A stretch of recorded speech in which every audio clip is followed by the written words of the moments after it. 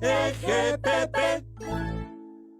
Bienvenidos nuevamente al módulo quinto de Técnica Legislativa, el diplomado de la Escuela de Gestión Pública, que se refiere básicamente a la estructura de la ley. Y fundamentalmente, para hablar de la estructura de la ley, es necesario introducirnos a ciertas técnicas normativas básicas que tienen que ver precisamente con lo que es la técnica normativa o lo que son las técnicas legislativas, que está basada en aquella situación que norma y rige la estructura básica, que sigue una lógica y sistemática además de la manera de hacer las leyes. Pasa por contar con un lenguaje normativo, por una estructura de textos, que es el tema al que vamos a hacer hincapié hoy, las técnicas de referencias, concordancias y las de modificaciones, derogaciones y abrogaciones de la ley. Por lo tanto, si hablamos de técnica legislativa, nos referimos a aquel instrumento que está al servicio no solamente de quienes hacen las leyes, sino de los poderes o los órganos del Estado, tanto legislativo, ejecutivo, judicial, y agregaríamos, por supuesto, el electoral según nuestro diseño constitucional actual. Y trata fundamentalmente de la manera de componer y redactar las leyes o las normas jurídicas, pero no solo ellas, sino otro tipo de documentos legales, los contratos, los estatutos, los reglamentos, aún los memoriales, las sentencias judiciales, tienen una estructura básica lógico-sistémica que tiene que ver justamente con la aplicación de esto que llamamos la técnica legislativa. Por lo tanto, entonces la entendemos como un conjunto de directrices cuyo objeto fundamental es mejorar la calidad de las leyes en base a su estructura, a su sistematización, al uso correcto del lenguaje, como pudo verse en un módulo anterior. Todos estos elementos que son utilizados en proyectos de ley y en otro tipo de instrumentos, tanto parlamentarios como no parlamentarios. Y esto requiere una serie de pasos previos, sobre todo para redactar proyectos de leyes. Pasos previos que son un conjunto de etapas cuyo objetivo fundamental permite facilitar la toma de decisiones mediante un análisis sistemático de determinadas situaciones problemáticas. Por lo tanto, hay que empezar por formular el problema, determinar objetivos, señalar alternativas, considerar el impacto, la creación de modelos, uno o varios, y finalmente adoptar la decisión. La estructura básica, por lo tanto, de una norma, vamos a incidir en aquello y quizás entrar en mayores consideraciones más detalladas, pero de manera genérica para empezar, hablaríamos de que una ley tiene una parte expositiva, que implica la justificación, la argumentación, la explicación, aquellos elementos subjetivos que no tienen valor legal, pero que nos van a permitir y nos van a ofrecer contar con criterios de interpretación. Esta es la parte que denominamos la exposición de motivos. Pero aparte de ella tenemos una parte dispositiva que implica los imperativos, las órdenes, aquello que establece, dispone, crea, modifica e instituye, etcétera, etcétera. Es el texto que está contenido en los artículos y que sí tienen valor legal, a diferencia de lo que es la parte expositiva. A la parte expositiva se la titula o se la menciona como exposición de motivos, cuyo contenido, como lo habíamos mencionado, son los objetivos de la ley, todos los antecedentes, justificaciones y fundamentaciones de la misma. Por lo tanto, es la parte descriptiva, la parte justificativa, explicativa sobre el contenido de ese texto normativo que vendrá en la parte dispositiva y que va a ofrecer esos criterios de interpretación a los que nos habíamos referido. Las bases para la redacción, por lo tanto, implican ya, especialmente en la parte dispositiva, tomar en cuenta algunos aspectos, que esto sea entendible, por lo tanto, es necesario revisar todos los antecedentes. Efectuar un análisis jurídico constitucional, es decir, las leyes son parte de un ordenamiento jurídico y no pueden estar al margen, sobre todo, del precepto constitucional y los principios jurídicos y de derecho. En base a estos análisis se podrá realizar primero un diseño que implicará un listado de artículos para ingresar ya a la fase de la composición o redacción propiamente dicha.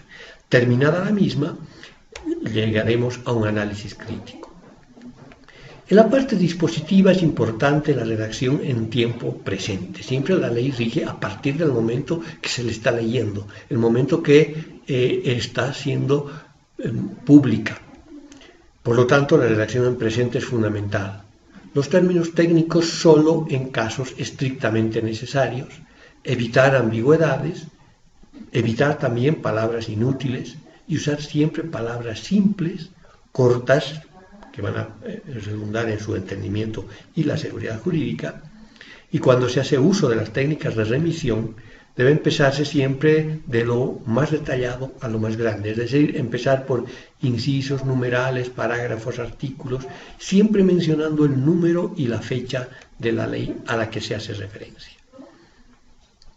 Las unidades de las disposiciones normativas, sobre todo de manera general, ya ingresando en la parte macroestructural, dependiendo de la cantidad de artículos y la extensión de la norma, podrá estar diseñada en libros, que sobre todo es una unidad propia de leyes extensas. Vamos a poner como ejemplo los códigos, si hablamos Código Civil, libro primero de las personas, ¿cierto? Luego ingresarán títulos. Puede que no tengan libros y se ingrese directamente a títulos. Los títulos se usan cuando las disposiciones tienen partes diferenciadas, general o especial, o cuando está dividido en materias. Volviendo al mismo ejemplo del Código Civil, si el libro primero se refiere a las personas, el título primero dirá las personas individuales, ¿cierto? Luego vienen capítulos. Si no hay títulos ni libros, se ingresará directamente desde los capítulos. Y los capítulos ya se referirán a partes mucho más concretas, específicas, ya es la división temática de la ley. Con el mismo ejemplo, si el libro se refiere a las personas en el Código Civil y el título las personas individuales, el capítulo señalará el nacimiento, comienzo y fin de la personalidad, por ejemplo. Algunos artículos, mejor dicho, algunos capítulos podrán tener secciones cuando hay artículos dentro de un capítulo que tratan temas que están correlacionados íntimamente entre sí. Todo esto es potestativo en función de la estructura de la ley, si ésta es de una extensión considerable. Pero lo que no puede faltar son los artículos. Los artículos son la unidad básica de toda disposición normativa y además pueden subdividirse o dividirse propiamente dicho en párrafos. Los párrafos no son más que los espacios entre puntos aparte. No es conveniente que existan más de 3 párrafos en un solo artículo, y 3 ya es un número extenso. Los parágrafos, que llevan una numeración romana, y los incisos, que son subdivisiones dentro del contenido del artículo, que por lo general podrá hacerse con literales, minúsculas, con paréntesis, y estas a su vez podrán ser subdivididas en numerales arábicos con paréntesis, que vienen a ser una suerte de subincisos, como el 1, 2, 3, pero con este paréntesis, siempre arábicos, a diferencia de los parágrafos, que son romanos. La estructura de una ley, por lo tanto, está compuesta por esa parte expositiva que habíamos dicho, que es el objeto y la finalidad, y la parte dispositiva, que es la que regula, crea, instituye, sistematiza, norma, prohíbe, rige, etc., todo lo que implica el imperativo. Es importante ir siempre de lo general a lo particular, de lo abstracto a lo concreto, de lo más importante a lo menos importante, de lo regular a lo excepcional. Muchas leyes también cuentan con una parte final, que es una tercera parte de la macroestructura de la ley, que está contenida en disposiciones transitorias, adicionales, en algunos casos finales que comprenden abrogaciones y derogaciones. En otros casos, teniendo en cuenta que hay diferentes estilos y escuelas, las abrogaciones o derogaciones están contenidas en un apartado diferente, con las disposiciones abrogatorias o derogatorias, diferentes de las disposiciones finales, sea antes de estas o después de estas, según el estilo normativo. La estructuración de una ley, por lo tanto, implica en nuestro medio esta redacción que después de la parte expositiva, o antes de la parte expositiva, para empezar el texto de la ley, habrá que determinar cuál es la instancia legislativa que está aprobando, Asamblea Legislativa Plurinacional o Asamblea Legislativa Departamental de determinado departamento, o el Consejo Municipal, etc. Decreta que es precisamente un término mayor que el resuelve. No se usa resuelve sino decreta en las leyes. Y luego vendrá el número del artículo y su posible epígrafe, o llamado nomen juris o nombre jurídico. Importante determinar que el nombre jurídico lo pueden llevar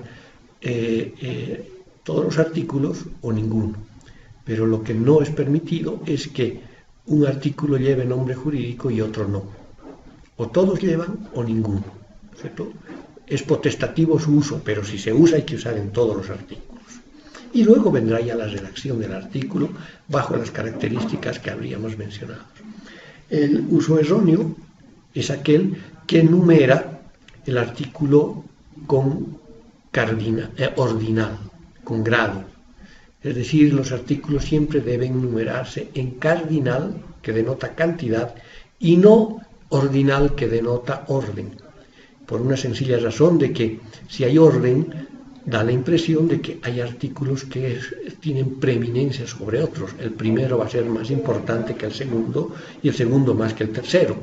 Por lo tanto, no es esa denominación ordinal de primero, segundo o tercero, sino más bien artículo 1, 2 y 3, que implican una correlación, que siguen una secuencia ininterrumpida.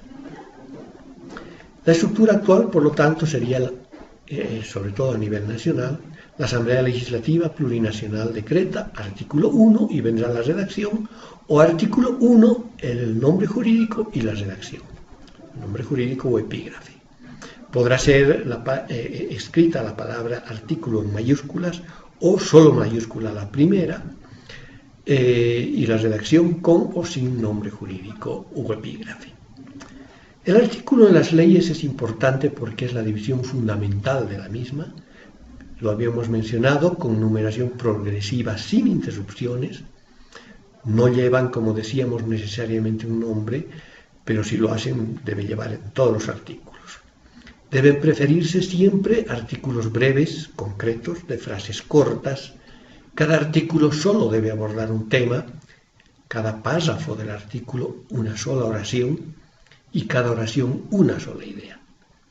Los artículos pueden desagregarse en otras fracciones o incisos, subincisos o párrafos.